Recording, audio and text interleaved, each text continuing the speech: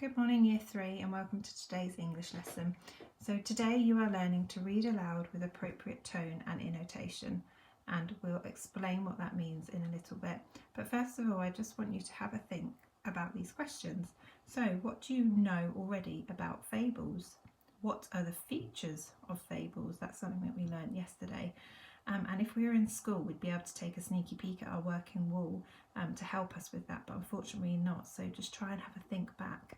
And also, what fables have you read already this week?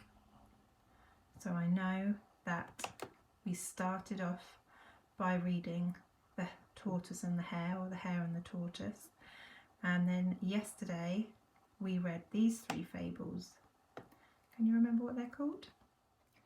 Yesterday we read these 3 fables: The Lion and the Mouse, The Boy Who Cried Wolf, and The Ant and the Grasshopper. Can you remember what the morals of these stories were?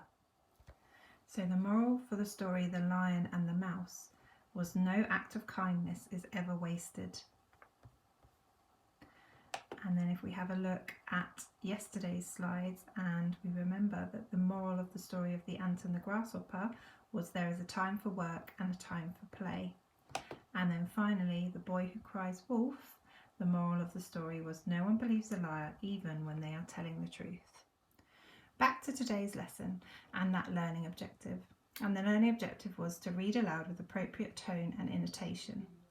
And what your activity is going to be is that you are going to, either with a partner or by yourself, you're going to practice reading a fable aloud. And we want you to be able to read it in a way that is interesting and engaging for the listener. So when you are reading these fables, I want you to have a think about our success criteria. So the first point is that you can read clearly and at a good pace.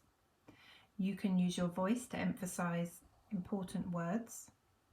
You can use your tone to show a character's mood. You can pause for effect when appropriate.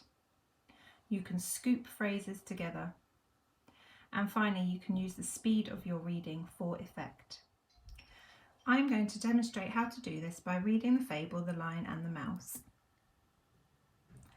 A lion lay asleep in the forest, his great head resting on his paws. A timid little mouse came upon him unexpectedly, and in her fright and haste to get away, ran across the lion's nose. Roused from his nap, the lion laid his huge paw angrily on the tiny creature to kill her. "Spare me!" begged the poor mouse. "Please let me go, and someday I will surely repay you." The lion was amused to think that a mouse could ever help him, but he was generous and finally let the mouse go.